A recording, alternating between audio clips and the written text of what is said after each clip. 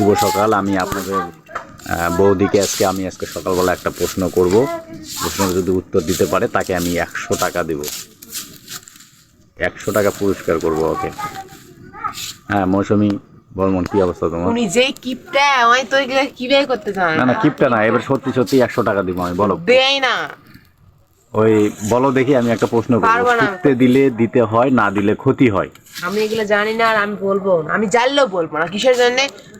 তুমি কোনো কিছুই দিবেন না। না আমি এবার শিওর দিব, নো, আমি আর কি না। বলবো না। এবার সত্যি সত্যি আমি দিব না। বলো, শুনতে দিলে দিতে হয়, না দিলে ক্ষতি হয়। প্রশ্নটা বলতে হবে তোমাকে। বলবো না। বলো বলো বলো প্লিজ এই প্লিজ। বলবো না আমি। তুমি যদি বলতে পারো আজকে 100 টাকা দিব না, শিওর। আমি বলবো না। যত তাই দাও। এই টাকাটা কি নিয়ে আসবো নাকি? না, আমার টাকা দরকার। যেই যেখান থেকে ভিডিওটি দেখবেন অবশ্যই কমেন্ট করে আপনারা বলতে পারেন শুনতে দিলে দিতে হয়, না দিলে ক্ষতি হয়। বন্ধুরা